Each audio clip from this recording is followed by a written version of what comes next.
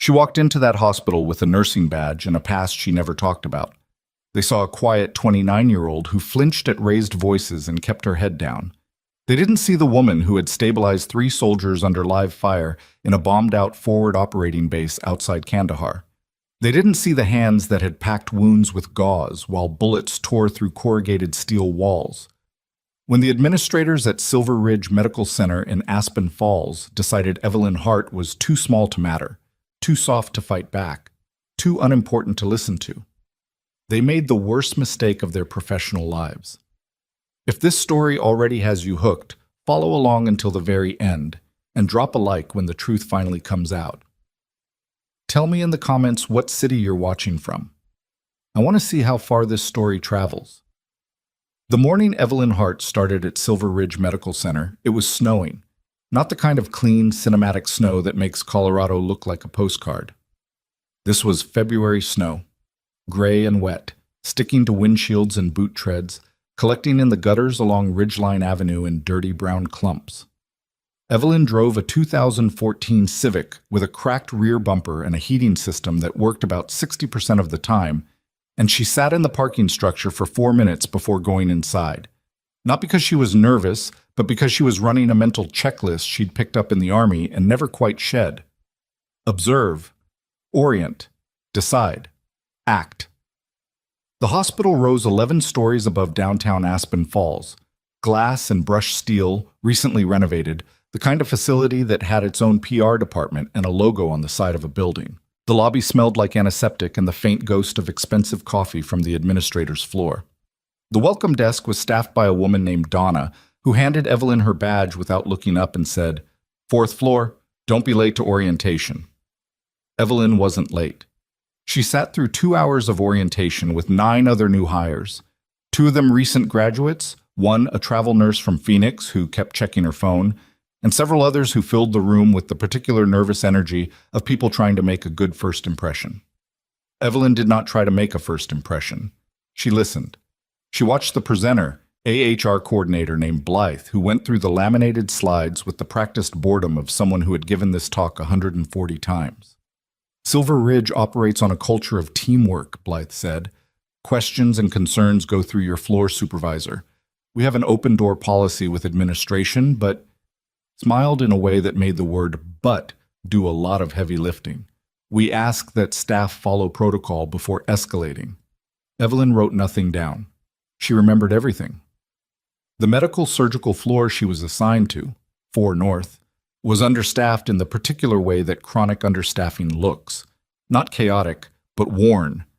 The nurses moved with an efficiency born from necessity. Carts were slightly disorganized. The medication room had a whiteboard with a shift schedule that someone had partially erased and not rewritten. The charge nurse was a 52-year-old woman named Dolores Vick, who had the bearing of someone who had once cared very deeply about the job and had recalibrated those expectations over the years into something more survivable. "Your heart," Dolores said, not looking up from a chart. "Yes." "Travel or permanent?" "Permanent." Dolores looked up then. She had the kind of eyes that assessed quickly and completely.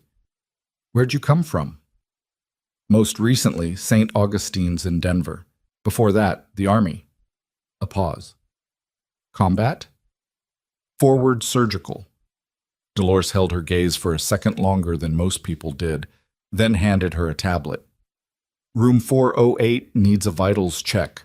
Patient's name is Garvey. He's been in 3 days with a femur fracture and he's difficult.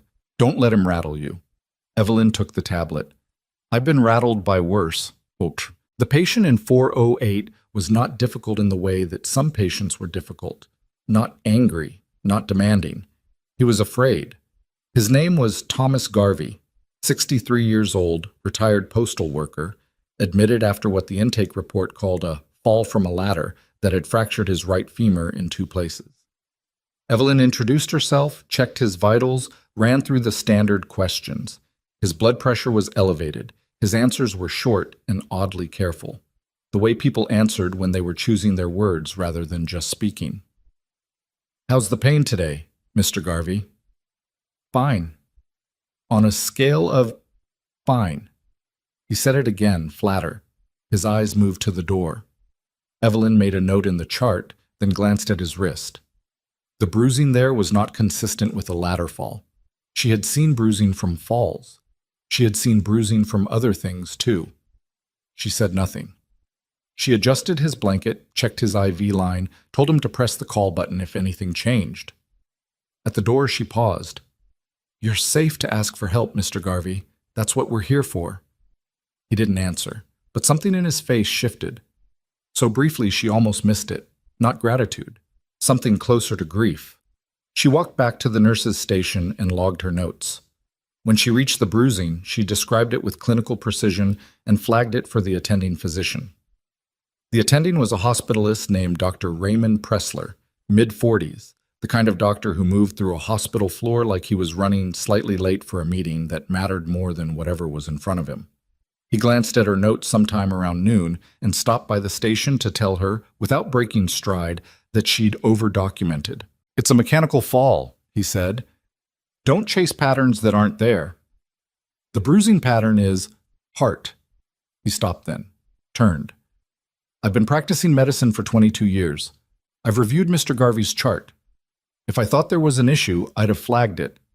He said it with the particular patience of a man who expected to be agreed with. Evelyn said, "Understood." She went back to her station. She did not remove the note. The first week at Silver Ridge unfolded in the way first weeks do, a flood of protocol, passwords, personalities. Evelyn learned the floor. She learned which supply closets were reliably stocked and which ones were empty by Thursday.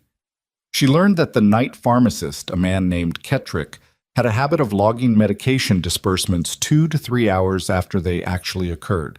She noted it, filed it in the part of her brain where she stored things that didn't add up yet. She made few friends, not because she was cold. The other nurses noticed she was actually easy to work with, competent and calm in a way that made shifts smoother. But because she didn't perform friendliness. She was pleasant. She was present. She just didn't fill silences the way people expected her to. By the second week, she had developed a working picture of 4 North's rhythms. And by the middle of the third week, she noticed that Thomas Garvey was not the only patient who acted afraid. Room 412 held a woman named Iris Delacroix, 71, admitted for a cardiac event. She was recovering well by clinical measures, but every time a particular orderly, broad-shouldered man who went by the first name Ruck, and whose last name Evelyn had never seen on a schedule, came to her room, Iris would turn toward the wall and not speak again for an hour. Room 416 had a man in his 50s, listed as a John Doe, admitted with injuries Evelyn was told were from a car accident. He was unconscious on admission. By day 2 of her third week, he was gone, not discharged. The room was simply empty. Evelyn went to the chart system and found the record had been updated to show transferred, but the transfer destination field read "See admin record." She went to Dolores. "The John Doe in 416, where was he transferred to?" Dolores was writing. She didn't look up immediately. "You'd have to check with administration." "I did. The record just says "See admin record." Who do I contact?" Dolores put down her pen. She looked at Evelyn with an expression that was almost, but not quite, sympathy. "Heart. Let it go." "I'm not trying to cause—" "I know what you're trying to do. And I'm telling you, as your charge nurse and as someone who's been here for 11 years, let it go. There are things on this floor that don't have clean answers, and the fastest way to make your life here very difficult is to keep pulling threads that other people have already decided to leave alone."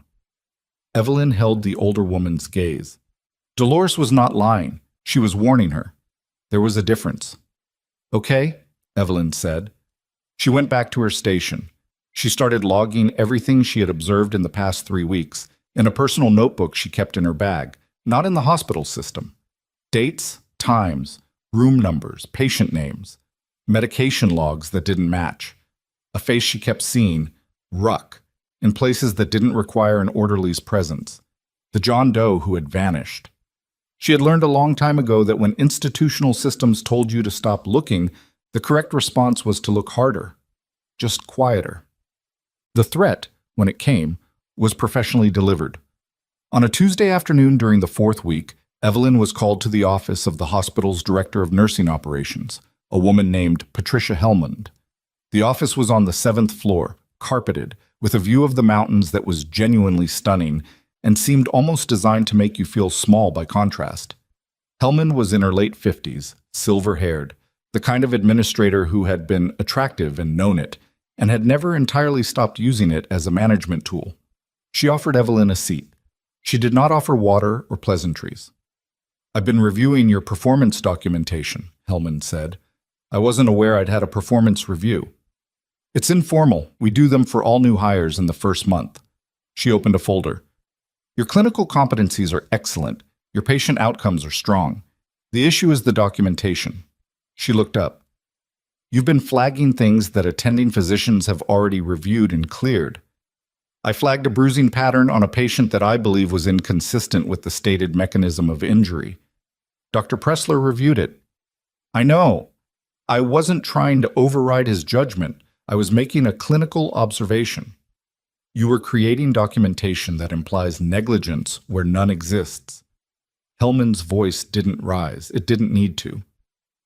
"Silver Ridge has a reputation, Ms. Hart. We have accreditation reviews, state inspections, and a patient community that trusts this institution. When a new nurse, with no institutional history here, starts creating flags and records that suggest something is wrong on a floor that has functioned well for years," she paused, "it creates problems." Evelyn let the silence sit for a moment. "So I should remove the flags?" "I think you should consider whether the observations you've been making reflect clinical reality or a tendency to look for problems that aren't there." "And if I believe the problems are there?" Hellman smiled. It didn't reach anything behind her eyes. "Then I'd encourage you to reflect on whether Silver Ridge is the right fit for you. We support nurses who work within our systems. We find it difficult to support nurses who work against them." Evelyn stood. "I appreciate your time." She rode the elevator back down alone. Her hands were steady. Her face was neutral. In her chest was something that was not fear and not anger. It was closer to clarity. The kind of clarity she had felt in a forward operating base when the situation on the ground stopped matching the briefing and she understood that the briefing had been wrong. They were not trying to protect standards. They were protecting something else. Yeah. She called her brother that evening from her apartment, 3 blocks from the hospital. His name was Dex, 41, currently in Spokane, and he answered with the distracted half-attention of a man watching sports. "You good?" "I'm fine," she said, "working through something." "Work thing or actual thing?" "Both." She was at her kitchen table, her notebook open. "You remember what Sergeant Morse used to say when a mission got quietly pulled off the board?" A pause. She heard him mute the television. "Evelyn, just answer." "He said it meant someone on our side didn't want it solved. What are you—" "I'm fine, Dex. I'll call you later." She hung up. She looked at her notes. 3.5 weeks of observations, missing patient, falsified timing logs on medications. A man named Ruck, who appeared on a floor he had no documented role on. A charge nurse who told her to let it go with the eyes of someone who had tried to hold something and eventually put it down because the weight was too much. She turned to a fresh page and wrote 2 words. "Who benefits?" She underlined them. Then she started writing. Bum. It was a Thursday night, almost 11:30, when she saw the vehicle. She had stayed late to cover the end of a shift for a colleague who'd called in sick, something she'd done twice already in her time at Silver Ridge, both times without being asked. She was walking to her car in the east parking structure when she saw it. A black panel van. No hospital markings, no plates visible from her angle, idling at the service entrance on the building's north side. She stopped. The service entrance was technically accessible after hours but required keycard access. Deliveries happened before 9. The loading dock staff went home at 10. There was no reason for a vehicle to be at that entrance at 11:30 at night unless whoever was driving it had a keycard or knew someone who did. She watched from the concrete pillar at the edge of level 2. The van's rear doors were open. 2 men in dark clothing were moving something, she couldn't see what, through the service entrance on a hand truck. The movement was practiced and fast, the kind of efficiency that didn't come from doing something once. A third man stood near the van's rear, watching the perimeter. When he turned, Evelyn pulled back behind the pillar. Her heart rate climbed. Not to panic, she didn't panic, that had been trained out of her before she was 24, but to the elevated baseline she recognized from deployment, the state where your senses sharpened and your instincts stopped being polite. She noted the time. The make of the van, Chevrolet, older model, a partial plate that she memorized even though her view was partial. She waited until the rear doors closed and the van pulled out before she moved again. She walked to her car. She started the engine. She sat for a long moment in the cold. They were moving things in and out of this hospital in the middle of the night through a service entrance that should have been locked and unmanned. Whatever they were transporting, they were doing it with the kind of organizational confidence that meant someone inside Silver Ridge Medical Center was helping them. She put the car in gear and drove home. She didn't sleep much, but the pages she filled that night were the most detailed she'd written yet. And when she finally set down her pen at 2 a.m, she had 17 questions she hadn't had when she walked in the door. The most important one wasn't what was in the van. It was who had a keycard to that door. The most important one wasn't what was in the van. It was who had a keycard to that door. She found out 11 days later, and the answer was worse than anything she'd written in that notebook. But before that, things got harder. The morning after she saw the van, Evelyn went through her shift like nothing had changed. She checked vitals, updated charts, managed a patient in 404 who developed a post-surgical infection that needed more attention than the attending was giving it. She pushed for a culture. She got it. The results came back 48 hours later confirming what she'd suspected, and the attending, not Pressler, a different one named Samuels, had the decency to look mildly embarrassed when he revised the treatment plan. That part of the job she could still control. That part was still clean. The rest of it was not. She had started paying closer attention to Ruck. His real name, she eventually discovered from a supply request form left on a cart, was Dennis Ruckert, listed as a contracted patient transport aide, which was a category of position that existed in Silver Ridge's staffing system, but which Evelyn had never seen clearly defined on any org chart. He had a badge. He moved through the hospital without being questioned, but his hours didn't follow any pattern she could predict, and the areas he appeared in didn't track with where transport aides were supposed to operate. On the Tuesday of that 4th week, she watched him from the medication room doorway as he stood outside room 412, Iris Delacroix's room, for nearly 4 minutes without entering. He was on his phone. Whatever he was reading or saying, he didn't look happy about it. Then he put the phone in his pocket, glanced both directions down the hall, and walked to the stairwell. Evelyn gave it 30 seconds, then followed. She knew this was the kind of decision that could end her career here, or worse. She also knew that 3 weeks of watching had given her more than enough to understand that whatever was happening in this hospital was not going to stop on its own. The stairwell door closed behind her without making noise. She'd already learned which doors in this building had tight seals. And she heard footsteps 2 flights below. Going down. She followed at enough distance to stay inaudible. 2nd floor landing. Then the basement level. The basement at Silver Ridge held utilities, record storage, and the hospital laundry. It was also where the service corridor connected to the loading dock, the same service entrance where she'd watched the van 3 nights before.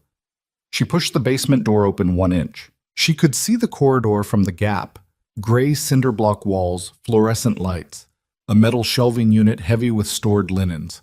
Ruck was 30 feet ahead, talking to a man she didn't recognize. Shorter than Ruck, younger, in street clothes. They spoke for less than a minute.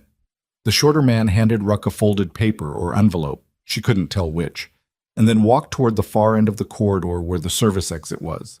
Ruck pocketed whatever he'd received and turned back toward the stairwell.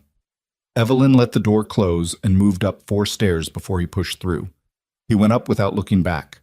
She waited on the landing, her back against the wall, breathing slowly. Her pulse was up.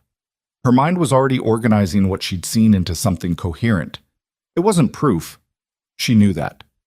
A conversation in a basement wasn't a crime on its face, but it was one more tile in the mosaic, and the mosaic was starting to look like something she recognized from a different context entirely. The logistics of a supply chain that couldn't afford to be official. She went back to the floor and finished her shift. The second escalation came from a direction she hadn't expected. Kettrick, the night pharmacist whose log timing she'd noticed in her first weeks, Found her during a Wednesday afternoon overlap when their shifts briefly crossed. He was a slight man, mid-30s, with the look of someone who hadn't slept properly in longer than the current shift cycle. He didn't stop at her station. He passed behind her and said, quietly enough that she almost missed it, "Don't ask about the dispense logs." She turned. He was already moving away. She caught up to him at the medication room. "Cat trick." He stopped with his back to her. "I shouldn't have said anything." "But you did." He turned around. His expression was not the expression of a man who wanted to have this conversation. It was the expression of a man who had been carrying something too long and had made a small, accidental crack in the container. "I have a kid," he said. "She's 7. I have a mortgage. I'm not a brave person." "I'm not asking you to be. I log what I'm told to log." He said it like a confession. "The timings, they get adjusted sometimes, after the fact. Someone with admin access goes in and shifts the timestamps." "Why?" "So the numbers reconcile. So if you're pulling medications at 11 at night, it looks like it happened at 8 when the evening shift was fully staffed and a second person could theoretically have verified it." He exhaled through his nose. "That's all I'm telling you. I don't know what happens to the medications after they leave the system. I don't want to know." "How long has this been happening?" He looked at the floor. 14 months, he said. Then he walked away and didn't look back. Evelyn stood in the medication room doorway for a long moment. 14 months. This was not new. This was not a recent opportunistic crime. This had been running, organized, and protected for over a year inside Silver Ridge Medical Center, and someone with system administrator access to the hospital's pharmacy software was actively falsifying records to keep it invisible. She went home that evening and added 3 pages to her notebook. She also took photographs of her own notes with her phone, uploaded them to an encrypted cloud account, and for the first time considered that her personal safety might be a variable she needed to account for. The termination notice came on a Friday morning, which she later thought was almost predictably cowardly. End of week, minimum time for reaction, weekend to let things cool down. Hellman delivered it in person, which was more than Evelyn expected. There was an HR representative named Gortz present as a witness, a man who clearly wanted to be somewhere else. The language was careful, not a performance termination, a restructuring of departmental resource allocation, effective 2 weeks from today with full severance per contract terms. "You're eliminating the position?" Evelyn said. "We're restructuring. I'm the only person in this position. You're eliminating me specifically and calling it restructuring." Hellman didn't flinch. "You're entitled to review the decision through HR's appeal process if you feel the action was improper." Evelyn looked at Gortz. He was studying the table. She looked back at Hellman. The woman was good. She'd been managing institutions long enough to know exactly how far to go without crossing a line that created liability. The termination was surgical, clean, deniable. "I understand," Evelyn said. "I'll work the 2 weeks." "That won't be necessary," Hellman said. "We'll compensate you for the period. Today will be your last day in the facility." So it was that fast. They wanted her out of the building today. She was escorted back to 4 North to collect her personal items under the technically casual supervision of Gortz, who followed at a respectful distance that was clearly not respectful. Dolores was at the station when Evelyn came to get her jacket and the small photo she'd kept tucked in a drawer. Her brother Dex and herself at a trail summit in Montana 3 years ago, both of them squinting into the sun.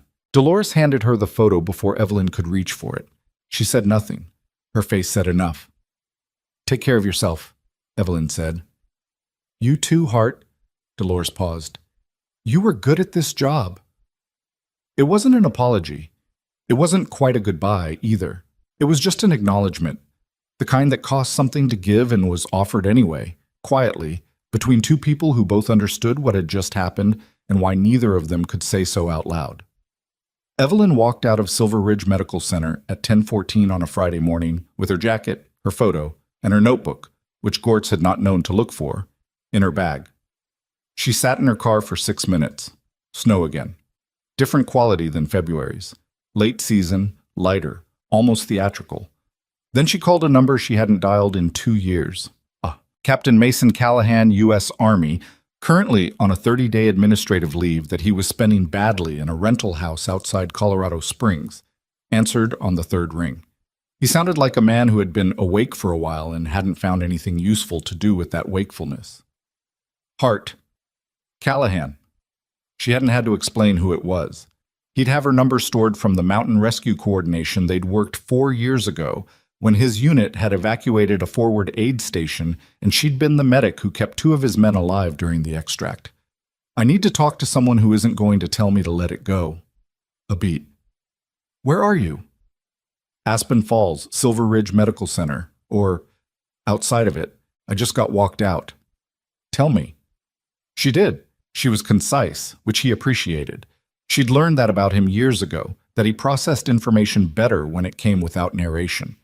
She told him about the medication log falsifications, about Ruck, about the John Doe who'd disappeared, about Iris Delacroix and Thomas Garvey, and the specific quality of fear she'd observed in both of them. The kind of fear that wasn't medical, wasn't related to their conditions, but to something adjacent to the institution itself. She told him about the van, the basement meeting, Kettrick. When she finished, Mason was quiet for long enough that she thought the call might have dropped.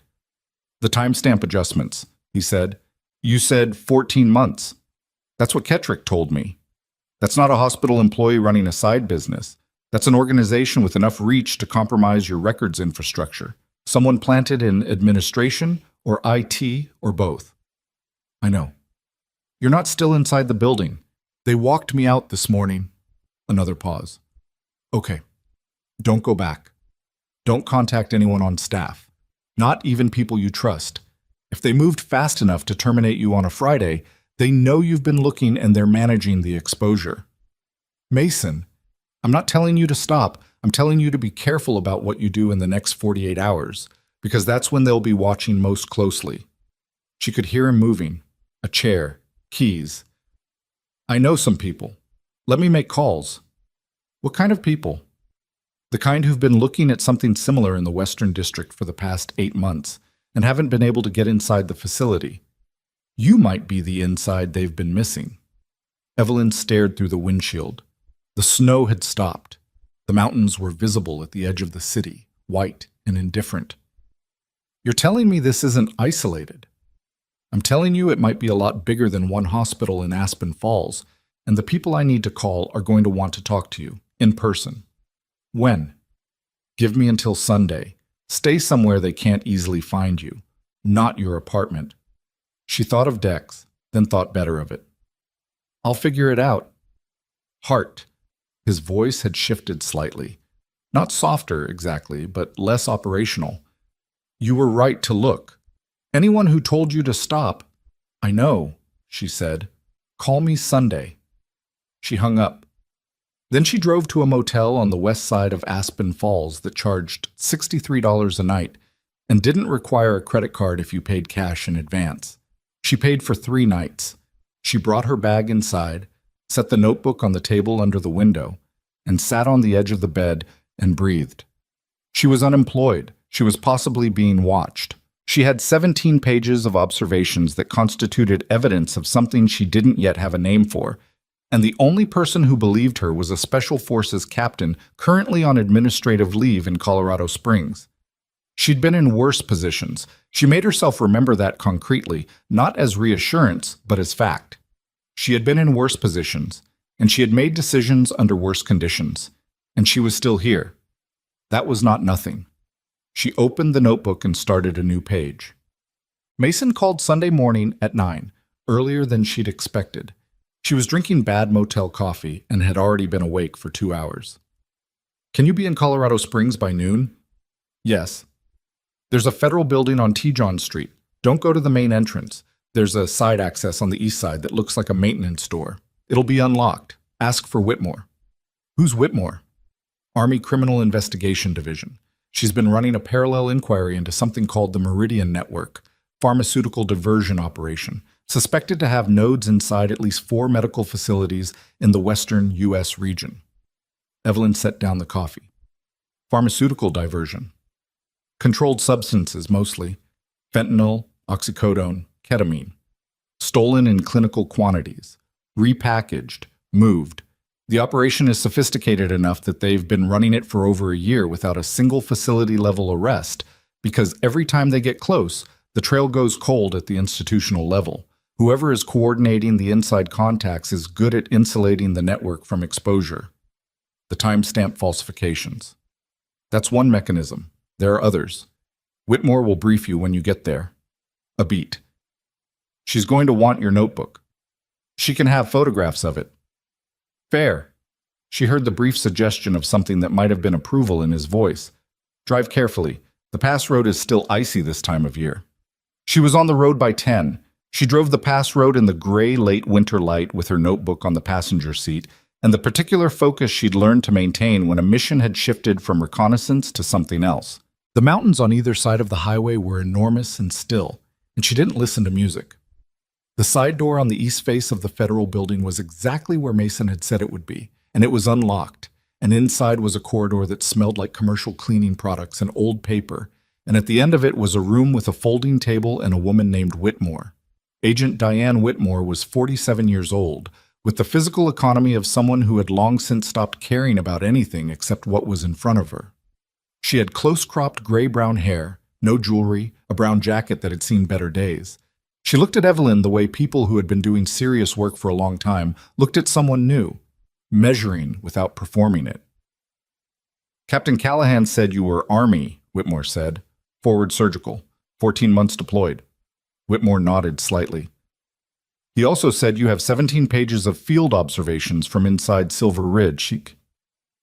She looked at the notebook Evelyn set on the table. Walk me through them. Evelyn walked her through them. It took 40 minutes. Whitmore asked few questions, but the ones she asked were precise, confirming timestamps, physical descriptions, the exact location of the service entrance, the nature of the pharmacy log discrepancy. She took notes in a format that looked like shorthand but wasn't any system Evelyn recognized. When Evelyn finished, Whitmore didn't say anything for a moment.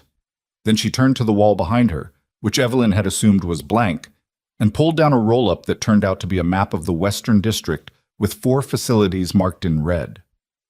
Silver Ridge Medical Center was one of them. The Meridian Network has been running controlled substance diversion through institutional medical facilities for approximately 16 months, Whitmore said. They identify facilities with administrative vulnerabilities, leadership that is either compromised or willfully blind, and install personnel at the transport and pharmacy levels who manage the physical movement of product. The timestamp falsification you identified is the cover mechanism. Someone with IT administrative access goes in after hours and adjusts the pharmacy log timestamps to reconcile with legitimate shift records. So when a state inspector pulls the logs, everything looks clean. The timing discrepancies that would indicate after-hours unauthorized disbursements simply don't appear in the data. Whitmore tapped Silver Ridge on the map. Aspen Falls is the newest node. We believe it became operational approximately 14 months ago, which aligns with your pharmacist's statement. What we haven't been able to determine is who the facility-level coordinator is, the person inside the hospital who is managing the network's access and protecting its operations. Evelyn thought of Helmond, the clean, practiced removal, the surgical termination. I think I know, she said. Whitmore looked at her. Tell me. Before Evelyn could answer, the door to the room opened. Mason came in. He'd apparently been in the building the entire time, somewhere else in it. And behind him was a second person she didn't know. A man, mid-50s, military-bearing, civilian clothes, the kind of face that had processed a significant amount of difficult information without letting most of it show. Mason said, Hart, this is Colonel Devereaux, retired. He's been assisting Whitmore's team as a civilian consultant on the network's military supply chain connections. Devereaux looked at the map. Then he looked at Evelyn. You were forward surgical in the 31st out of Bagram. Yes, sir? I know your service record, better than most people know their own. He said it without decoration. I also know that Silver Ridge's highest-ranking administrator, before she moved to hospital operations, spent 4 years working procurement contracts for a defense logistics firm that had documented connections to 2 of the 3 other facilities on that map. The room was very quiet for a moment. Evelyn said, Patricia Helmond. Devereaux nodded once. And outside the window, the sky over Colorado Springs was the flat, unchanging gray of a storm that hadn't decided yet whether to arrive. And somewhere back in Aspen Falls, inside Silver Ridge Medical Center, a woman who had spent 4 years quietly building a criminal network inside institutions she was supposed to protect was going about her Friday afternoon with the confidence of someone who believed she had just successfully removed her only real problem. She had not removed her only real problem. She had made the mistake of removing her only problem from a place where the problem could be watched, and in doing so had let her walk directly to the people who had the authority and the tools to dismantle everything Helmand had built. One falsified timestamp, one disappeared patient, one unmarked van at a time. Mason caught Evelyn's eye across the table. He didn't say anything. He didn't need to. She picked up her notebook, turned to a fresh page, and wrote a single word at the top. Helmand. Then she underlined it twice and looked up at Whitmore and said, "Where do we start?" "Where do we start?" Whitmore pulled out a chair and sat down across from Evelyn, like the answer to that question was going to take a while. And it was. It took 4 hours. The briefing covered what CID and a joint federal task force had built over 8 months of surveillance, subpoenas, and dead ends. A picture that was detailed in some places and frustratingly blank in others. The Meridian Network, as Whitmore's team had named it, operated through a tiered structure. At the bottom were the movers, people like Ruck, positioned inside facilities to handle physical logistics, paid in cash, replaceable. In the middle were the coordinators, facility-level contacts who managed access, falsified records, and insulated the network from institutional scrutiny. At the top was a small group of people who had, over several years, built a controlled substance diversion operation, sophisticated enough to have moved an estimated $4 to $6 million in pharmaceutical product without triggering a single DEA audit flag. The reason they hadn't triggered audit flags was the timestamp system. And the reason the timestamp system worked was because someone with top-level IT administrative access at each facility was maintaining it. At Silver Ridge, Whitmore said, the IT access belongs to a contractor. Third-party firm called Crestline Systems. They handle records infrastructure for 11 hospitals in the Western District. Evelyn said, and Helmand approved the Crestline contract. Signed it herself 14 months ago. Previous IT vendor was replaced. The changeover was framed as a cost reduction measure. Whitmore looked at her without expression. Nobody questioned it. Budget decisions at that level don't get a lot of scrutiny. Devereaux had been quiet for most of the briefing, standing near the wall with his arms crossed, listening in the way that career military men listened, total attention that didn't announce itself. He spoke now. The gap in our case is the storage facility. We know product is being moved out of Silver Ridge. We know approximately how much based on what the falsified logs can't fully conceal.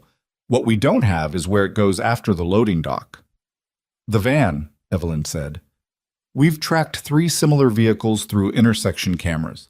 They go west on Route 9 through the pass, and we lose them in the unincorporated area around Fell Canyon. There's no commercial infrastructure out there, so no warehouses, no registered businesses.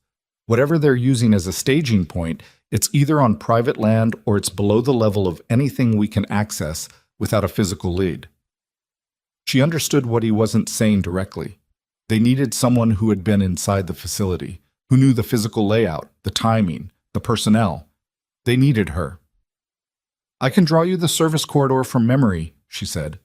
Every storage access point on the basement level, the loading dock schedule, the gaps in camera coverage, there are 2, both in the northwest corridor, and the approximate window when the van arrived. I can also give you Kettrick's full statement if you can offer him something worth talking for. Whitmore and Devereaux exchanged a look. Mason, who had settled into a chair near the door with the patient stillness of someone used to waiting in worse places, said nothing. Kettrick's a witness, not a target, Whitmore said. If he cooperates fully, we can keep him out of the criminal exposure.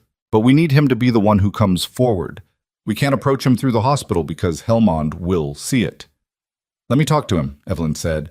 You've been terminated. You can't enter. I don't need to enter the building. She thought for a moment. He has a daughter. He mentioned her. He's not a bad person. He's a scared one. If he understands that the network is going to collapse regardless, and that the only question is which side of it he's standing on when it does, I think he'll talk. Another silence. Whitmore studied her in the way she'd been studying her since Evelyn walked in the door. Not skeptically, exactly, but carefully. The way you looked at an asset that was potentially very valuable and came with risks you hadn't fully mapped yet. You'd be making contact with a hospital employee as a recently terminated former staff member, Whitmore said. If Hellman has anyone watching, then we make it look like I'm angry and making noise. Disgruntled former employee reaches out to a colleague. That's not suspicious. That's expected. Evelyn paused. What's suspicious is if I disappear quietly. If I'm already gone and not making noise, they know I've found somewhere safe to land. That spooks them. Mason spoke from near the door. She's right. Right now, Hellman thinks she's managed the problem. If Hart goes quiet, Hellman will start covering tracks. If Hart looks like she's just venting, Hellman relaxes. Whitmore tapped her pen against the table twice. You contact Kettrick. Public location. Nothing that can be recorded and attributed to operational coordination. If he agrees to cooperate, he goes through official channels. He doesn't communicate with you again after the initial contact. Agreed? Agreed. And Hart. Whitmore looked at her steadily. You are not law enforcement. You are a civilian cooperating with a federal investigation. If anything escalates beyond what we've discussed, I call Mason. You call me, Whitmore said. Then you call Mason. Quote. She met Kettrick 2 days later at a coffee shop on the east side of Aspen Falls, a place called Orville's that had the particular aesthetic of a business that had survived 3 decades by not caring what it looked like. Kettrick arrived 8 minutes late, ordered nothing, and sat across from her with the posture of a man who had spent the weekend deciding whether to show up at all. I shouldn't be here, he said. I know. She kept her voice flat, conversational. I'm not here to put you in a difficult position. You being here puts me in a difficult position. You put yourself in this position 14 months ago when you started adjusting log timestamps for someone who had no right to ask you to. She said it without heat. I'm not judging that. I'm telling you where things stand. The people who built this system, Hellman, whoever is above her, they're not going to be running it much longer. When it ends, the people at the bottom who cooperated get the worst of it unless they've made a prior arrangement. Kettrick was looking at his hands. I have a daughter. I know, she's 7. You said. She leaned forward slightly, which is exactly why this conversation needs to go the way I'm suggesting. You cooperate now, you document what you know, you go through the right channels, and you're a witness, not a defendant. You wait, and when this unravels without you, you're an accessory with 14 months of documented complicity. He was quiet for a long time, long enough that she started to think she'd miscalculated. Then he said, I don't know who runs it above the hospital level. I only ever dealt with one person. Hellman? She never gave me the instruction directly. It always came through the Crestline IT rep, guy named Farr. He'd send me a correction file once a week, sometimes twice. I loaded it into the system. The timestamps adjusted automatically. He exhaled shakily. I told myself it was just records, that I wasn't moving drugs or hurting anybody. I know, Evelyn said. And she did know. She understood the mechanism of self-permission, the way people in impossible positions constructed justifications that held just long enough to get through the week. She wasn't here to make him feel worse. I need you to be willing to say exactly what you just told me to a federal agent. Agent Whitmore, Colorado Springs. Can you do that? He nodded. Once, tight, like the movement cost him something. She slid a card across the table, Whitmore's direct line, written by hand. Today, she said. Not tomorrow, today. He took the card. He left without looking back. She sat for another 10 minutes, drinking coffee that had gone lukewarm, watching the street through the window, and thinking about the next problem, which was the staging facility. It was Mason who found it, and the way he found it was not elegant. He drove Route 9 west twice on consecutive evenings, logging every turnoff, every access road, every structure visible from the highway in the Fell Canyon corridor. On the second pass, a little after 10 at night, he saw fresh tire tracks in mud on a logging road that the county had decommissioned in 2019. The tracks were wide, van width, and recent, no more than 48 hours old based on the way the mud had dried at the edges. He didn't go further that night. He marked the coordinates, drove back to Colorado Springs, and gave Whitmore the location by 9 the next morning. The aerial imagery that came back from the request Whitmore filed that afternoon showed a property at the end of the decommissioned logging road, a metal agricultural building, approximately 6,000 square feet, with vehicle access on 2 sides and no visible signage. Satellite thermal imaging from the prior week, pulled from a database that took Whitmore 3 hours and 2 supervisor authorizations to access, showed regular heat signatures consistent with human occupancy and active refrigeration units. Refrigeration was important. Controlled substances in clinical quantities, particularly certain opioids and ketamine formulations, required temperature-controlled storage to maintain potency for resale. This was the staging point. The problem was that getting a search warrant for a private structure in an unincorporated area based on thermal imaging and mud tracks required either a cooperating witness who could directly link the location to the criminal activity, or enough predicate from the existing investigation to satisfy a federal magistrate judge who would not be patient with an incomplete chain of evidence. Kettrick's statement, when it came in on the 3rd day after Orville's, was detailed and corroborated Evelyn's pharmacy log analysis precisely. But Kettrick didn't know about the staging facility. He knew about the hospital end of the operation. What they needed was a link between the Silver Ridge loading dock and the Fell Canyon structure, and the only place that link existed in documentable form was inside the hospital's own records. Security footage, access logs, or the service corridor entry records that would show the van's keycard access pattern. Those records lived in Crestline's system, and Crestline was still actively maintaining Silver Ridge's IT infrastructure. The plan that Whitmore developed over the following 36 hours was not the kind of plan that looked good written down, which was why she explained it verbally in a room with no recording equipment running and 3 people who understood operational risk. The legal mechanism was a sealed federal subpoena to Crestline Systems requiring full data production from Silver Ridge's access control and security system logs for the past 16 months. The subpoena would be served simultaneously with the execution of a search warrant at the Fell Canyon property so that Crestline couldn't alert Hellman before the evidence was secured. The tactical problem was timing. Service of the subpoena and execution of the warrant had to occur within the same 40-minute window. Enough time for warrant team deployment and entry, not enough time for anyone inside Silver Ridge to destroy records or remove evidence from the staging facility. 40 minutes was tight. It required knowing in advance when the Fell Canyon location would be occupied and active, because an empty building with cleared shelving and wiped surfaces was not the same as a building full of pharmaceutical product and operational records. "We need to know when the next movement is," Devereaux said, "when the next van runs."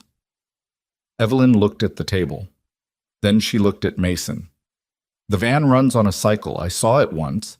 Kettrick's log showed the dispense irregularities cluster around the same windows, Thursday night to Friday morning and occasionally Tuesday overnight. She paused. "Next Thursday is 6 days out." "Tight," Whitmore said. "The warrant application will take until at least Wednesday," Devereaux said. "That's a 1-day window between approval and execution." "Then we use it," Mason said. It wasn't a question. Whitmore looked at the ceiling for a moment. She had the expression of someone who had made enough of these calls to know they never felt as clean in execution as they did in planning. "I'll have the application filed by Monday. If the magistrate pushes back on the predicate," "He won't," Devereaux said. "The Kettrick statement plus Hart's field documentation plus the thermal imagery is enough predicate. I've seen warrants move on less." "You've seen warrants move on less when you had more favorable magistrates." But Whitmore was already writing. The decision had been made. She looked at Evelyn. "Thursday, if the timing holds." "It'll hold," Evelyn said. She didn't know that with certainty. She said it because in this room, at this table, certainty was the fuel the plan ran on. Man, the 6 days were the hardest kind of waiting. The kind with a fixed end that you couldn't accelerate. Evelyn stayed at the motel. She ran in the mornings on a route that took her along the river trail west of downtown, because running was the thing that had always worked when her head was moving faster than was useful. She called Dex twice. She told him she was working through a complicated job situation. He knew she was understating things and said so, and she told him she'd explain when it was over, and he said, "You always say that." And she said, "I always mean it." And they left it there because that was their particular shorthand for something neither of them had the language to be more direct about. On Wednesday evening, Whitmore called to confirm the warrant had been approved. On Thursday morning at 6:45, Evelyn's phone buzzed with a text from Mason. "Tonight. Package confirmed in transit per surveillance. Move schedule 2200. She read it 3 times. Not because she didn't understand it, but because there was a version of this moment she'd thought about since the first night she watched that van at the loading dock. The moment where everything she'd noticed, everything she'd written down, everything she'd been told to stop pursuing became consequential in a direction that couldn't be managed or suppressed by anyone with a key card and a falsified log file. At 9:45 that evening, she was in the passenger seat of an unmarked federal vehicle parked on the service road behind a hardware store 2 blocks from Silver Ridge Medical Center's loading dock. Whitmore was driving. In the back were 2 federal agents whose names Evelyn hadn't been given and didn't need. Mason and Devereaux were in a second vehicle positioned at the east exit of the hospital's service corridor. At 10:03, the subpoena team made contact with the Crestline Systems on-call data officer at the company's Denver office. The officer had approximately 45 seconds to register what was happening before the data hold was in place, and nothing inside Silver Ridge's access control system could be remotely altered. At 10:11, a black panel van, same make and approximate year as the one Evelyn had seen in February, entered the Silver Ridge service lane from the north. Whitmore picked up her radio. "Package in approach. Warrant team, confirm ready." A voice came back. "Ready." "Heart." Whitmore looked at her. Not with warmth exactly, but with something that had started to approximate respect over the past week of working together. "You see the driver?" Evelyn looked through the windshield at the van moving slowly toward the service entrance. Even from 2 blocks away, in the inadequate glow of the service lane lighting, she could see the build of the man in the passenger seat when the door opened. Ruck. "Yes," she said. "I see him." "Good." Whitmore picked up the radio again. "All units, on my mark." The service entrance door opened from the inside, exactly as it had the first time Evelyn had watched this. Someone with a key card, someone on the inside facilitating the entry. The van's rear doors came open, the practiced fast movement of men who had done this many times before in this exact location. "Mark," Whitmore said into the radio. And the night, which had been very quiet, stopped being quiet. The warrant team came in from 3 angles: the service lane, the north side access, and through the building's interior from the lobby, where a plainclothes agent had been positioned since 8 o'clock. The Fell Canyon team, coordinating on a parallel channel, was executing simultaneously 50 miles west in the dark of the canyon road. Evelyn stayed in the vehicle. That was the agreement, and she kept agreements. But she watched through the windshield as the scene unfolded with the speed and controlled noise of a professional enforcement action. Orders, movement, the van's doors pinned open, Ruck on the ground with his hands behind his head, the person who had opened the service entrance door from the inside.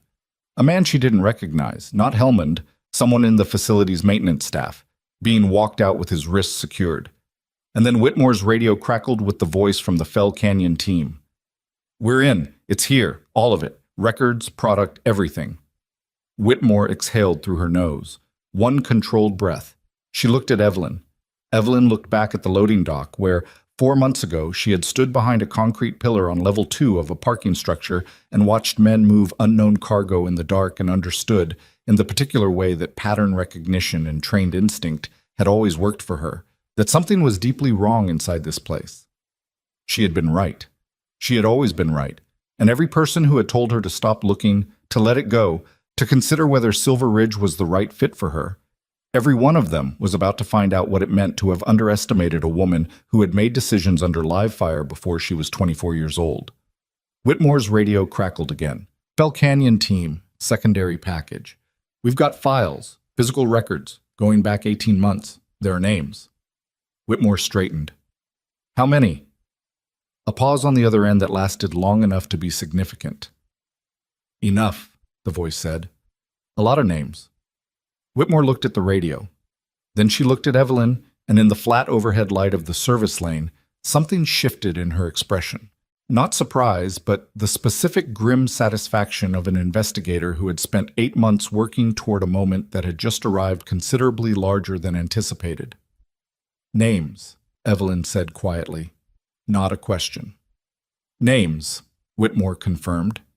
And somewhere on the 7th floor of Silver Ridge Medical Center, in an office with a view of the mountains that had always seemed designed to make visitors feel small, Patricia Hellman's cell phone began to ring with a number she didn't recognize, at an hour she would not have expected, carrying news that would end everything she had spent 4 years carefully building. She didn't answer it the first time. By the time she did, there were federal agents already in the elevator. She didn't answer it the first time. By the time she did, there were federal agents already in the elevator. The arrest of Patricia Hellman took 11 minutes from the moment the elevator doors opened on the 7th floor to the moment she was walked out of the building in handcuffs through the same lobby she had crossed every morning for 4 years. 11 minutes was not a long time, but it was long enough for 3 things to happen that mattered. The first was that Hellman, upon realizing what was occurring, attempted to access her workstation. The agent who entered first, a woman named Pruitt, who moved with the quiet efficiency of someone who had made difficult arrests in difficult places, reached the desk before Hellman's password cleared the login screen and put her hand flat on the keyboard. That was it. One hand, flat on a keyboard, and 16 months of contingency planning became useless. The second was that Hellman asked for her attorney before she said anything else. She said it in a voice that was steady, which told Evelyn, watching the body camera footage later, sitting beside Whitmore in the Colorado Springs office, that this was a woman who had considered this possibility and had prepared for it. She was not panicking, she was pivoting. There was a difference, and it was important because it meant the legal process was going to be complicated and defended and slow. The third thing that happened in those 11 minutes was that a nurse on the 7th floor's administrative support wing, a woman named Berta, who had worked at Silver Ridge for 9 years, opened the door to the stairwell and saw federal agents moving past and stood completely still in the doorway for a long moment. Then she went back to her station, sat down, and put her face in her hands. Not because she was complicit, because she had worked for 3 years under a woman she had suspected was not what she presented herself to be, and had never been able to say so to anyone who would listen. Evelyn didn't know Berta's name yet. She would learn it later. But the image of that woman with her face in her hands stayed with her in the way that specific images from specific moments always did. Not the dramatic ones, but the peripheral ones that told the true shape of what had happened. The physical records from Fell Canyon were the thing that broke the case open at a level beyond what anyone in the Colorado Springs room had initially projected. Whitmore's team spent 4 days processing the staging facility. What they found was not just Silver Ridge's pharmaceutical diversion operation. The Fell Canyon location had functioned as a distribution hub, receiving product from Silver Ridge and at least 2 other facilities, consolidating it, and routing it through a distribution network that extended east into Nebraska and south into New Mexico. The physical records included handwritten ledgers, printed reconciliation sheets, and a series of encrypted hard drives that took the forensic team the better part of a week to partially decode. The names in those records included 8 individuals across 4 medical facilities. They included 3 people connected to Crestline Systems, including Farr, the IT representative Kettrick had identified. They included a pharmaceutical distribution executive based in Denver, whose company held legitimate contracts with several of the affected hospitals, providing cover logistics for the product movement. And they included, on a single page of a handwritten ledger that had apparently been kept by whoever managed the Fell Canyon location personally, a reference to an individual identified only by initials and a role description, PH. Facility Access and Regulatory Interface, PH Patricia Hellman. The ledger entry wasn't enough by itself to guarantee conviction on the higher-level charges. Her defense would argue it was ambiguous, coincidental, deniable. But it was enough, combined with the Crestline access logs, Kettrick's statement, and the timestamp data from Silver Ridge's own system, to construct a chain of evidence that Whitmore described, with characteristic understatement, as reasonably solid. What it was more precisely was the kind of case that made prosecutors stop sleeping for a week because they were working instead. Evelyn learned this in pieces, through calls from Whitmore and one in-person meeting at the Colorado Springs office on the Tuesday after the arrests. She sat across from Whitmore with coffee that was better than the motel coffee had been, and listened to the summary with the focused attention she always brought to information she needed to retain accurately. The distribution executive, a man named Vogler, is cooperating, Whitmore said. He's trading information for reduced exposure. His cooperation is the mechanism by which we're connecting the Nebraska and New Mexico nodes to the central operation. She paused. He also identified a fifth facility that wasn't on our original map, hospital in Wyoming.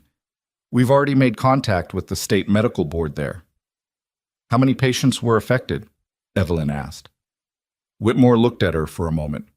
It was a question that didn't have a clean answer, and they both knew it. We're still quantifying. The diversion was primarily in fentanyl and oxycodone with secondary volume in ketamine. When clinical supplies are diverted at the quantities we're looking at, it affects patient care in ways that are difficult to trace directly. Underdosing, medication substitution, gaps in controlled substance availability that get absorbed into the system noise. We may never be able to establish a precise victim count. Thomas Garvey, Evelyn said, room 408, and Iris Delacroix, 412.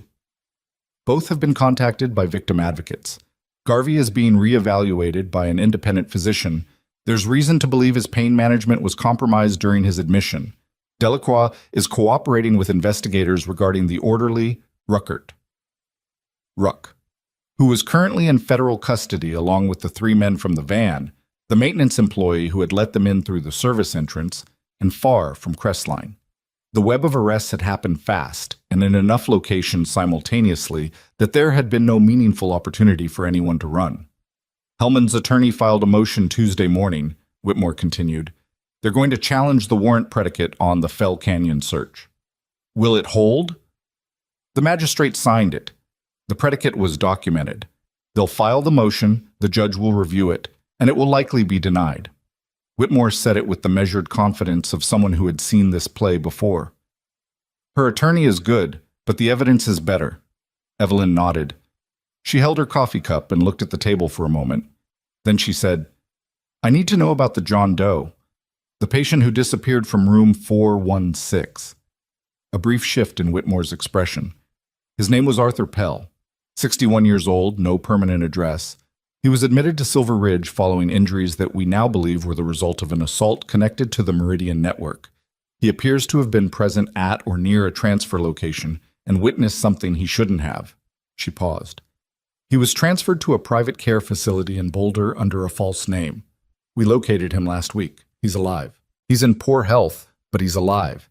And he's been transferred to a legitimate medical facility under protective status. Something in Evelyn's chest that had been held tight for weeks released slightly. Not entirely, but slightly. He's going to be okay? The prognosis is guarded, but he has appropriate care now, and he's safe. She nodded again. It wasn't a clean outcome. She had known it wasn't going to be a clean outcome. 14 months of criminal operation inside a medical facility didn't resolve neatly. But Arthur Pell was alive. Thomas Garvey was being properly evaluated. Iris Delacroix was talking to investigators.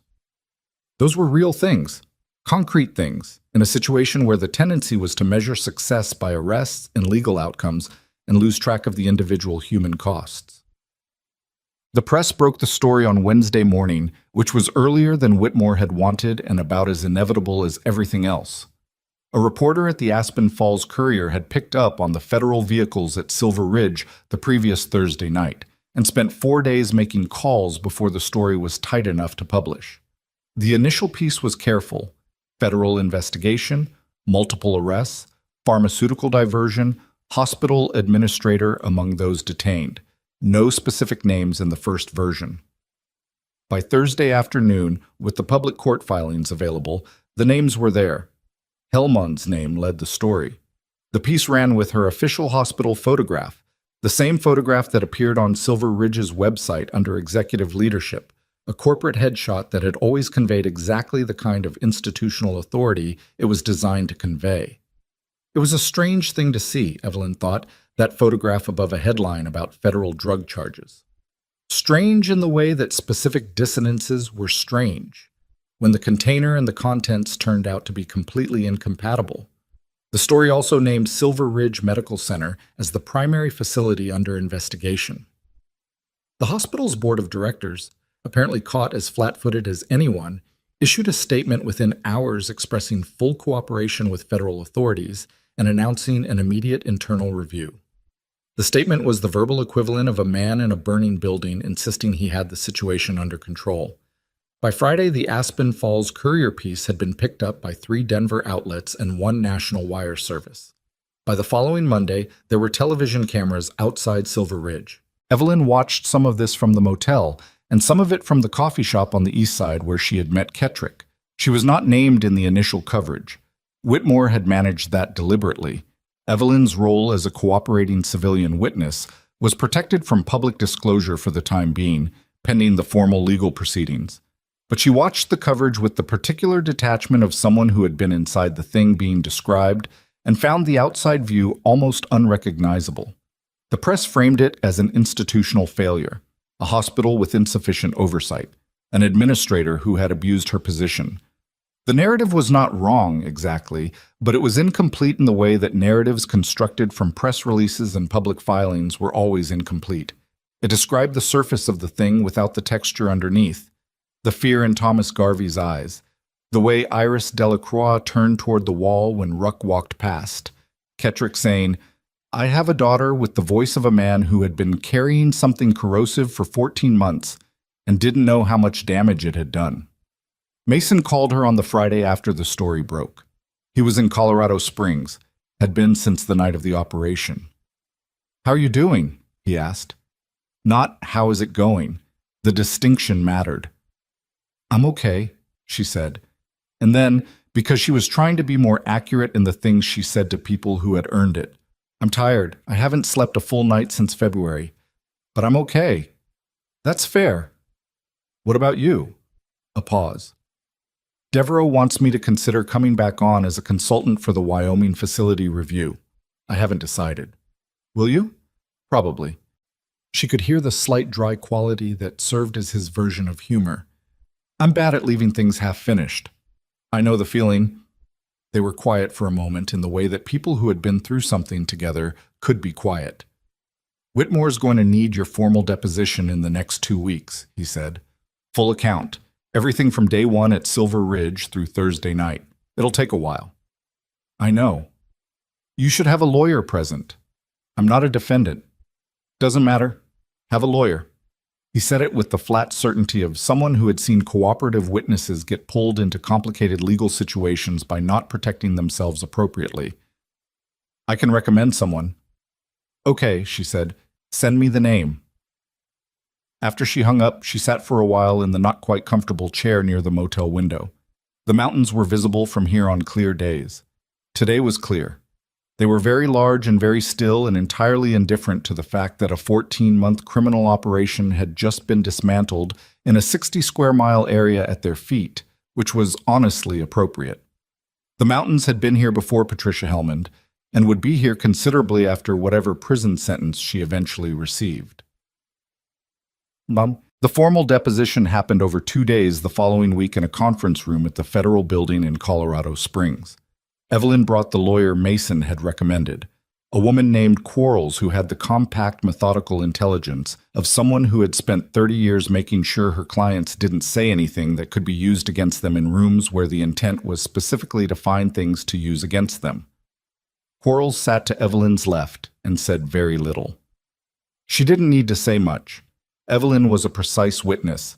She stated what she had observed in the order she had observed it, with specific times and dates and physical locations wherever she had them. She did not editorialize. She did not speculate beyond what the evidence supported. When she didn't know something, she said she didn't know. The federal attorney conducting the deposition, a methodical man named Holt, went through her account in the way that good attorneys went through accounts, linearly, but with particular attention to the points where her observations intersected with the physical evidence from the Fell Canyon facility and the Crestline data production. He asked her about Hellmund's meeting with her. He asked her about the van. He asked her about Kettrick's communication in the hospital corridor. At the end of the second day, he asked her why she had kept looking after Dolores told her to stop. Evelyn considered the question. Because the patients were afraid, she said. Not of their conditions, of something in the building. I've been in places where people were afraid of something in the building, and I learned that when that's the case, the correct response is to figure out what it is. Holt made a note, and when Director Hellman called it a lack of fit with the institution's culture, I've been assessed inaccurately before, Evelyn said. It didn't change what I observed. Quarles, who had been silent for most of 2 days, made the smallest sound. Not quite a laugh, more the audible acknowledgement of a precise statement. Holt made another note. The deposition concluded at 4:15 on a Thursday afternoon. Evelyn shook Holt's hand and took the elevator down with Quarles, who said, "You're a good witness," in the tone of someone who did not give that assessment freely. "I've had practice," Evelyn said. The preliminary hearing for Hellman and the co-defendants was scheduled for the last week of March. Evelyn was not required to attend, but she did. She drove to the federal courthouse in Denver on a Tuesday morning and sat in the public gallery in a gray blazer she'd had since before the Army and watched the proceedings with the same patient, specific attention she brought to everything. Hellman was seated at the defense table with 2 attorneys, both of whom radiated the expensive competence of people who had been retained without concern for cost. She was dressed carefully. A dark blue suit, minimal jewelry, the same deliberate presentation that had always characterized her public-facing self. She looked at the gallery once, briefly, doing the scan that people in difficult situations did. Her gaze passed over Evelyn without recognition, which was expected, honestly. Evelyn had been a nurse on a floor Hellman had never visited, a personnel problem that had been managed with a neat termination letter. Not a threat. Not a person who warranted a second look. The prosecution read the charges: conspiracy to divert controlled substances, wire fraud, healthcare fraud, obstruction. The list was specific and long and was read in the flat, procedural voice of a process that had no interest in drama because it didn't need any. When the judge asked Hellman how she pleaded, she said, "Not guilty," in a voice that was entirely controlled, and her attorneys were already reaching for their folders before the words were finished. Evelyn watched. She felt very little of what she had expected to feel. Not triumph, not satisfaction in any clean sense. Something more like the particular tiredness that followed long operations, the kind that only arrived once the mission parameters had been met and the immediate pressure was off, and your body finally acknowledged what the past several weeks had actually cost. She had not set out to dismantle a pharmaceutical diversion network. She had set out to understand why her patients were afraid. The scale of what had followed was real, and it mattered, but it had grown out of something much smaller. A 63-year-old man with bruising that didn't match his chart, and a nurse who had been trained in environments where ignoring things that didn't add up could get people killed.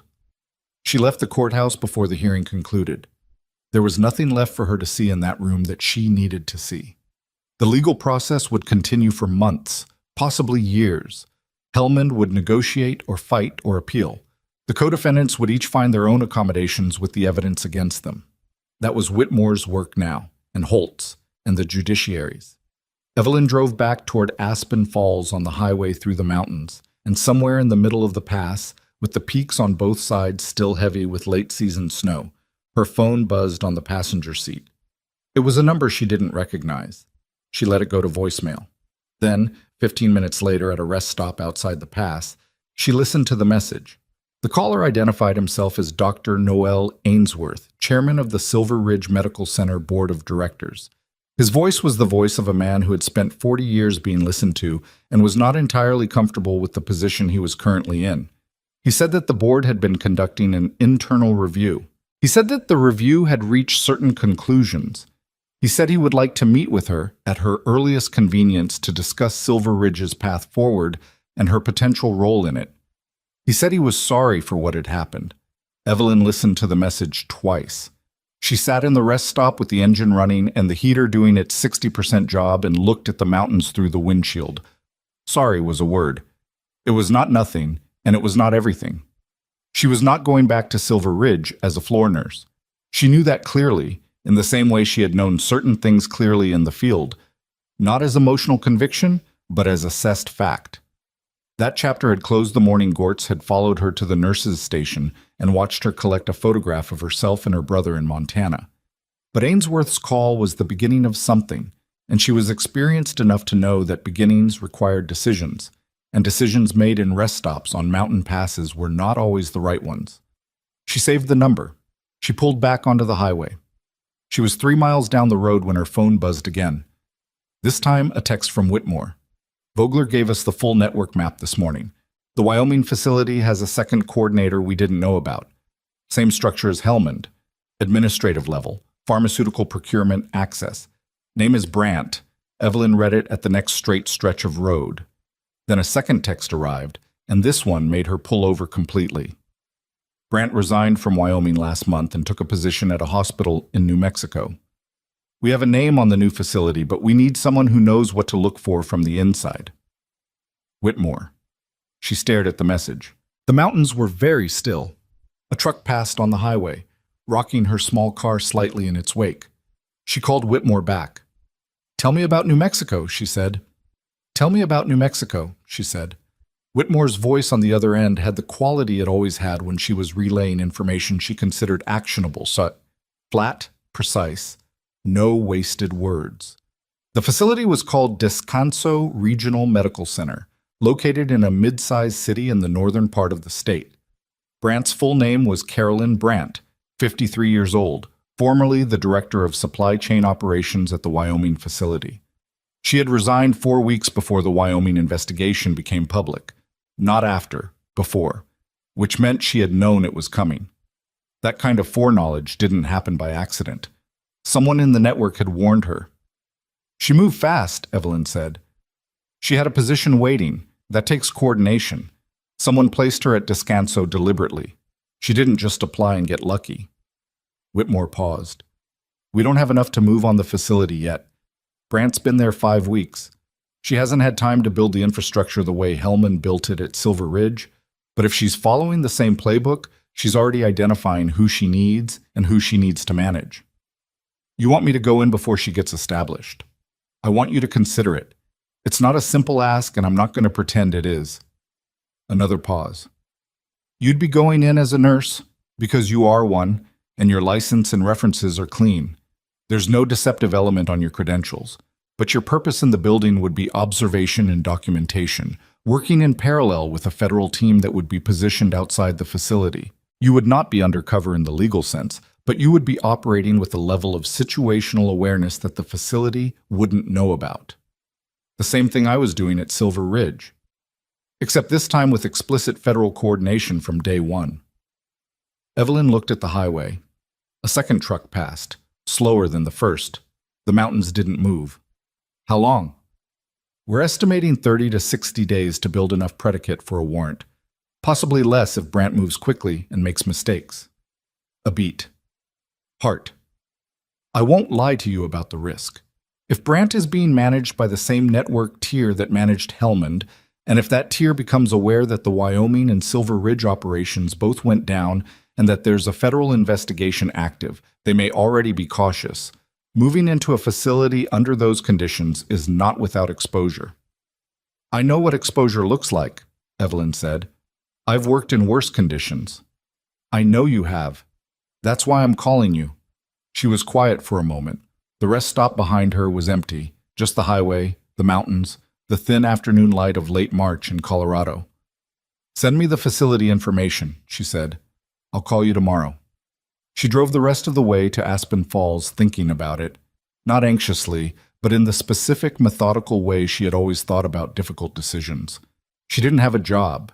She had savings that would last approximately 4 months if she was careful. She had a motel room and a notebook and a demonstrated ability to do exactly what Whitmore was describing. And she had Thomas Garvey's face. Iris Delacroix turning toward the wall. Arthur Pell, alive and in guarded condition in a Boulder medical facility because someone had finally looked for him.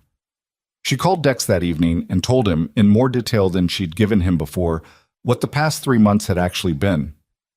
He was quiet for a long time when she finished. Then he said, You're going to say yes to New Mexico. I don't know yet. Evelyn, you called to tell me you're going to say yes. You just wanted someone to know what you were saying yes to. She thought about that. Maybe. Is it safe? Safer than some things I've done. That's not a reassuring bar. She heard him exhale. You were always going to be bad at regular jobs. I think I knew that when you enlisted. I liked nursing. You liked the work. You were miserable when the institution didn't match the work. He said it plainly, without judgment. That was Dex. He had always been able to see her clearly and say what he saw without making it cruel. This is you finding a version of the work where the institution actually matches. She didn't answer right away. Outside the motel window, Aspen Falls was doing what small cities in the mountains did in late March, enduring the last of the winter light without quite believing spring was coming. I'll call you from New Mexico, she said. You better. Sam. She called Whitmore in the morning and said yes. The logistics took 2 weeks. Whitmore's team coordinated with the New Mexico State Nursing Board to ensure Evelyn's license transfer was legitimate and traceable through normal channels. Nothing that would flag as expedited or unusual if Brant had anyone checking new hire backgrounds. A position was genuinely open on Descanso's medical surgical floor, posted publicly, and Evelyn applied through the standard portal and went through a standard phone interview with the nurse manager, a man named Trejo, who sounded pleasant and overworked in equal measure. She was offered the position 4 days later. Standard offer, standard terms. She accepted. She drove to New Mexico on a Wednesday in mid-April, with her car packed and her notebook in her bag, and the particular focus of someone who had been through one version of this before and understood, now, what she was actually doing and why. Descanso was a smaller facility than Silver Ridge, 7 floors, regional catchment area, the kind of hospital that served a community that didn't have many other options. That was important. The patients here were, if anything, more vulnerable than the ones in Aspen Falls. Older population, fewer resources, more dependent on the institution for care they couldn't easily access elsewhere. The thought of what a network like Meridian could do to a place like this, given time, was clarifying in a way that made the risk Whitmore had described feel less like risk and more like arithmetic. She checked into an apartment she'd rented month to month, unpacked her car, and went through the same mental checklist she'd run in the parking structure at Silver Ridge 2 months earlier. Observe, orient, decide, act. Teach. Carolyn Brant was not Patricia Hellmond. Evelyn understood this within her first week at Descanso. Where Hellmond had been polished, controlled, and performatively institutional, Brant was collegial. She was the kind of administrator who knew the names of the cleaning staff. She brought food to department meetings. She had a laugh that carried down hallways and a management style that people used words like accessible and down to earth to describe. It was, Evelyn thought, more sophisticated than Hellmond's approach. Harder to see around. People who felt liked by their administrator didn't look closely at what their administrator was doing. She spent the first 2 weeks observing. She was methodical and patient in a way that her previous experience had refined. She knew now exactly what she was looking for and exactly how to look for it without making it visible. She logged her hours with the same care she'd always brought to clinical documentation. She built working relationships with the staff around her slowly and genuinely. She was not performing friendliness, but she was also not withholding it the way she sometimes had in the past. And she found that the combination of being actually useful on the floor and actually present with her colleagues created a kind of trust that information moved through naturally. By the end of the second week, she had identified 2 things. The first was that Descanso's pharmacy documentation system was the same platform as Silver Ridge's. Crestline systems, the same vendor, the same infrastructure. In a facility where Brant had been director of supply chain in Wyoming and had access to the same network's IT resources, the Crestline connection was not coincidental. It was the foundation being laid. The second was a pharmacy tech named Osei, 26 years old, who had been hired 3 weeks before Brant arrived, which meant he'd been placed at Descanso before Brant formally transferred, suggesting his hiring had been coordinated in advance. Osei was quiet, competent, and performed his job without errors. He also had a habit of staying 45 minutes past the end of his shift on certain evenings, logging out of the system before the overtime would appear in payroll, then remaining in the building. She noted it. She documented it. She called Whitmore on a Thursday evening from her apartment.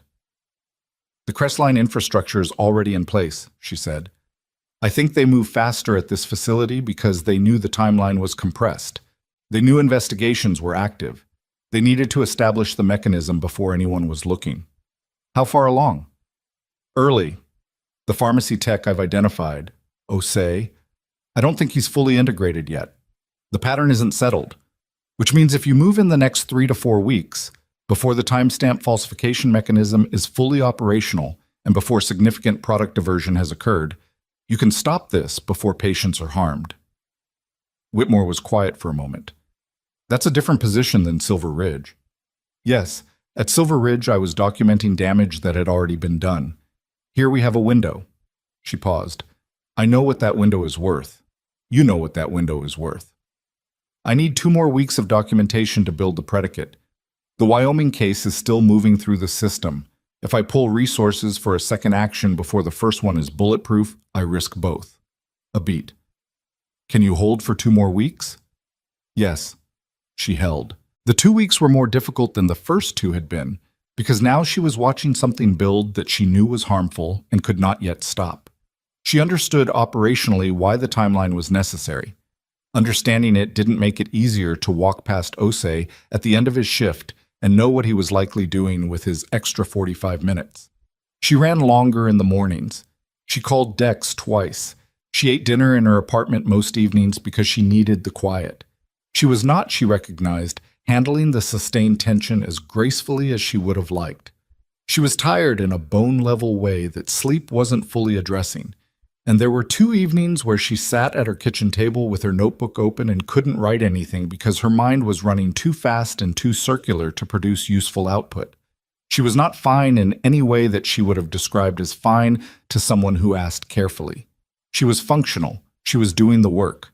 But the cost of the work was accumulating, and she was aware of it in a way she hadn't been when she was 23 and operating on the specific invulnerability of youth and urgency, and not yet knowing clearly enough what extended stress did to a person over time.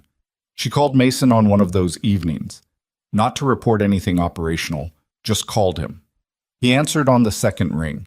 He didn't ask what was wrong. He said, "How are you actually doing?" And she said, "Honestly, I'm running on fumes, and I haven't admitted that to anyone until right now." He was quiet for a beat.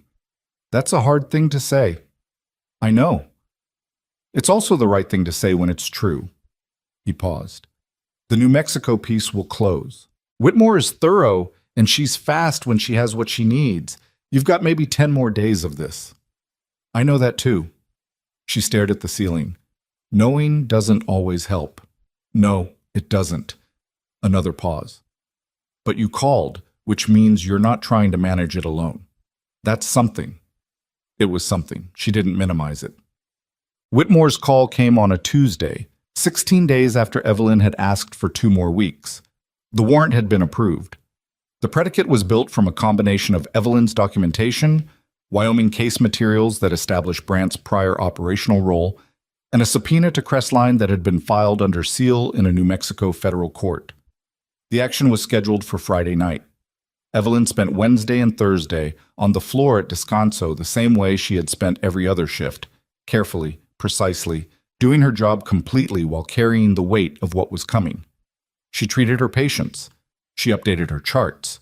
She helped a 78-year-old woman named Celestina navigate the discharge paperwork for her husband, who was going home after a knee replacement and was terrified of the recovery. And she sat with Celestina for 14 minutes explaining what to watch for and when to call, and how the first week was the hardest, and it would get more manageable.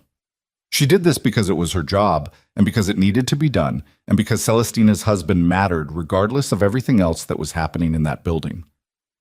On Friday evening, she finished her shift at 7 and drove to a parking lot 3 blocks from Descanso, where Whitmore was positioned with 2 other federal agents. "Brandt is still in the building," Whitmore said.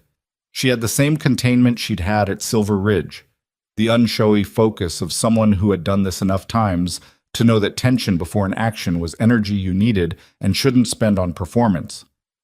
"She typically stays until 8:30, 9. We move at 8:45. OC? Night pharmacy shift. He'll be in the building. Evelyn nodded. The IT access, the Crestline terminal that would have admin access, it's in a server room on the second floor. Maintenance corridor, East End. If Brandt has remote wipe capability, we've already served the hold to Crestline. Their New Mexico on-call officer confirmed the system is locked. Whitmore looked at her. You did good work here, Hart. It was a spare sentence. It landed with more weight than something longer would have. At 8:43, they moved. The action at Descanso was quieter than Silver Ridge had been. No loading dock, no van, no physical product in transit to intercept. Brandt had not yet moved to the diversion stage. What the warrant team found was the architecture. The Crestline terminal with its falsification scripts already loaded but not yet executed on any live pharmacy record, a file on Brandt's work laptop that contained what appeared to be a contact list for the network's logistics tier, and a draft communication to an email address that forensics would later trace to the same distribution layer that had been running through Fell Canyon. They also found, in Brandt's locked desk drawer, a handwritten note with 4 names on it. 2 of them were at Descanso. 1 was at a facility in Texas. The 4th was a name that made Whitmore stop in the middle of the office and read it twice. It was a federal employee at the regional DEA office. Someone inside the regulatory body that was supposed to catch exactly what the Meridian Network was doing had been part of the network's insulation layer. The reason federal audit flags had never triggered despite 16 months of diversion at Silver Ridge and other facilities. Brandt, when she was walked out of Descanso Regional Medical Center at 9:17 on a Friday evening, was facing a charge list that was significantly longer than Hellman's. She said nothing. She didn't ask for her attorney right away. She walked with the controlled blank effect of someone who was processing a catastrophic outcome and hadn't yet decided what to do with the information. At the elevator, she paused. She looked back at the federal agent walking behind her. Then her gaze moved, maybe by accident, maybe not, to Evelyn, who was standing near the nursing station where she had spent the past month working. Brandt looked at her for a moment. Something moved across her face that was not quite recognition, more like understanding, the belated, unwelcome kind. Then the elevator doors opened and she walked in, and they closed, and she was gone. The arrest of a DEA regional employee broke publicly 6 days later, and that story was considerably louder than the Silver Ridge coverage had been. The DEA connection transformed the Meridian Network from a regional pharmaceutical diversion case into a federal institutional corruption story, and the coverage that followed was national and sustained and gave the thing a shape and a name that the public could hold. Evelyn was in New Mexico for it. She watched some of it. She found it difficult to watch for long, not because it was painful, but because the public narrative still didn't quite match the texture of what she'd actually been inside. The stories featured graphics of hospital buildings and stock footage of IV bags and language about criminal networks and systemic failure. They were not wrong. They were just very far from Celestina's husband being frightened of his first week home after surgery, or Thomas Garvey's eyes moving to the door when she asked about his pain. The things that had made this matter couldn't be shown on a news graphic. That was always how it was. She gave her formal deposition in the New Mexico case over 3 days in May. It was more comprehensive than the Colorado deposition had been, because the scope was now larger, and because Evelyn's role as the person who had identified both Descanso as an active target and the Crestline infrastructure as the operational mechanism was more central to the formal case record. Quarles came down from Colorado to sit with her. The federal attorney on the New Mexico case was sharper than Holt and moved faster, and the 3 days were demanding in the specific way of sustained close attention to things you've lived through and are now required to describe with legal precision. On the afternoon of the 3rd day, the attorney asked her how she had first become suspicious of Carolyn Brandt at Descanso specifically, as opposed to another administrator. She was hired the same week the Crestline infrastructure was finalized, Evelyn said. That's not a management coincidence. That's a deployment timeline. The attorney looked at her. You identified a network operational structure from a personnel hiring date. I identified a pattern that didn't match the stated context. That's what I do. Quarles did the not quite laugh again. The attorney made a note. The federal charges across the full Meridian Network case, Silver Ridge, the Wyoming facility, Descanso, and the two additional nodes identified through Vogler's cooperation, were formally consolidated in June. The consolidated indictment named 23 individuals. Hellmond and Brandt were among the top-tier defendants. The DEEA employee, whose name was Rucker, faced the most serious single charge on the list: corruption of a federal regulatory officer. The trial proceedings would take years. Evelyn understood that and accepted it the way she accepted most things that required patience, not enthusiastically, but practically. The legal system was not designed for speed, and it was not going to become so because she wanted it to. What mattered in the present tense was this: the network was dismantled. The product diversion had stopped at all 5 facilities. Patients at Silver Ridge, at the Wyoming hospital, and at Descanso were receiving care that was no longer being compromised by a criminal operation running beneath the institution's surface. Arthur Pell had been moved to a rehabilitation facility in Boulder and was recovering, slowly, with complications, not without setbacks, but recovering. Thomas Garvey had been fully reevaluated and his pain management had been corrected, and he had given a voluntary statement to the victim advocate team that was, by the advocate's account, one of the most detailed and useful witness statements they had received in the entire case. Iris Delacroix had told investigators everything she knew about Ruckert. It turned out she knew quite a lot, because she was the kind of 71-year-old woman who paid close attention and remembered what she observed, and no one had thought to ask her. The look she had carried in room 412, the fear, the careful blankness in Ruck's presence, had not been the passivity of a frightened elderly patient. It had been the controlled observation of a woman who was building a case in her own mind, while everyone around her missed it completely. Evelyn found that out, and it made her feel something she didn't have a clean word for. Kinship, maybe. The recognition of a pattern she understood from the inside. Dr. Ainsworth, the Silver Ridge board chairman, called again in June. This time Evelyn took the meeting. She drove back to Aspen Falls on a Thursday morning, which felt strange in the way that returning to places where significant things had happened always felt, simultaneously smaller and larger than memory had made it. The mountains were the same. The hospital rose 11 stories over downtown the same way it always had. The lobby still smelled like antiseptic and expensive coffee from upstairs. Ainsworth met her in a conference room that was not the room where Hellmond had delivered the termination. She appreciated the choice, whether it was deliberate or coincidental. He was 70 years old, silver-haired, with the slightly collapsed dignity of a man who had run a large institution and believed he was doing so well, and had recently been shown in a very public way that the institution he believed he was running had contained things he hadn't seen. He wasn't entirely at fault. Boards of directors were not by design operational entities, and Hellmond had been specifically skilled at presenting a clean surface to anyone who wasn't inside the machine. But not being at fault wasn't the same as not bearing responsibility, and Ainsworth appeared to understand that distinction, which elevated him slightly in Evelyn's assessment. He began by apologizing. He was thorough about it, which she respected. He named what had happened specifically rather than gesturing at it vaguely, and he acknowledged Silver Ridge's institutional failure without trying to redistribute the blame. "What I want to discuss," he said when he had finished, "is what Silver Ridge looks like going forward. We're under new operational leadership. We've engaged an independent auditing firm. We're rebuilding the pharmacy oversight infrastructure from the ground up." He looked at her directly. "We would like to offer you a position on the patient safety and advocacy team. It would be a new department. Your role would be to develop protocols for identifying and reporting irregularities at the clinical level, and to train nursing staff in the kind of observation and documentation practices that—" He paused, and something in his expression shifted slightly. "That you were doing in this building 4 months ago, when we told you to stop." The room was quiet. Evelyn looked at him for a long moment. She had thought about this meeting. She had not been certain what she wanted from it until she was sitting in it, and even now the answer was not entirely clean.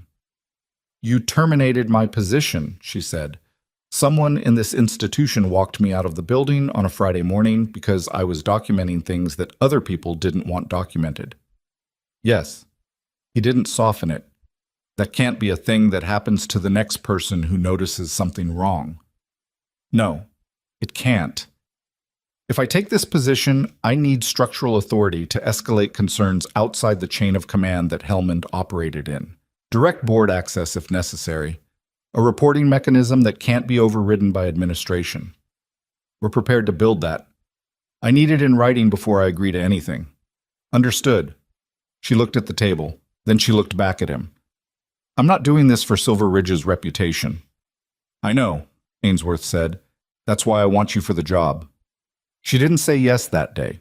She told him she would review the formal offer and respond within a week. She wanted to read the language carefully, consult Quarles, make sure the structural protections were real and not just stated. She had learned that institutions could say the right things and mean entirely different things, and the distance between the saying and the meaning was exactly where the meridian networks of the world built their operations. But on the drive back through the mountains, she thought about what the position actually was. Not the title, not the salary. The work itself, so going into a building where patients were cared for and looking every day with the specific trained attention she had spent her adult life developing for the signs that something was wrong. Building a system for other nurses to do the same. Creating the institutional mechanism that hadn't existed when she walked into Silver Ridge in February and noticed a 63-year-old man with bruising that didn't match his chart and no one to ask for help. She thought about what Dex had said.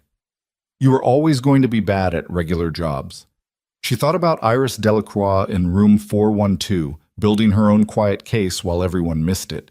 She thought about Kettrick saying, I have a daughter in a coffee shop, his voice cracked at the edges with shame and relief, and the particular exhaustion of someone who had been carrying a secret long enough that setting it down felt like a physical act. She thought about the forward operating base outside Kandahar, where she had packed wounds with gauze while bullets tore through corrugated steel walls, and the clarity that had existed there, terrible and clean, where there was no ambiguity about what needed to be done or why. That clarity had never been about combat. She understood that now, with the particular understanding that only came from enough time and enough distance.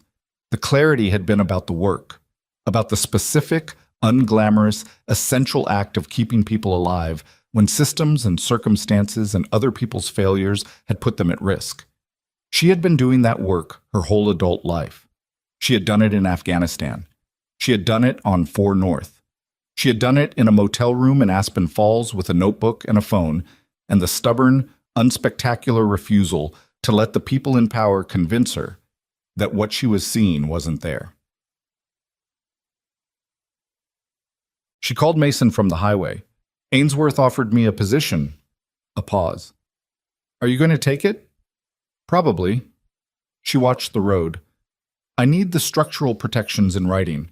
Quarles is reviewing the offer. Good. What about you, the Wyoming consultant role? I'm taking it. A beat. Devereaux is building something larger, a cross-institutional oversight network, federally connected, that coordinates with state medical boards and the DEA's reform regional offices. He wants people who know what the inside of these facilities looks like from an operational perspective. That's a real thing that should exist, Evelyn said. It is. He's also... Another pause. He asked about you, whether you'd consider a consultant capacity, not full-time, periodic, facilities that are flagged by the federal network as potentially vulnerable, where having someone who knows how to look would help the monitoring team. She didn't answer immediately. Hart. I'm thinking. Take your time. She thought about it for the rest of the drive. She thought about it through dinner and through the evening and into the night, sitting on the small balcony of her apartment in New Mexico in the last of the warm evening air, watching the light go out of the sky in the particular way it went in the high desert. Slowly, then all at once. She was 30 years old. She had been a combat nurse and a floor nurse and a reluctant civilian investigator and a federal cooperating witness. She had been dismissed and threatened and walked out of buildings and told she was looking for problems that weren't there. She had been right every time. The things she had been right about had cost something. That was not a complaint. She had never expected the right thing to be free.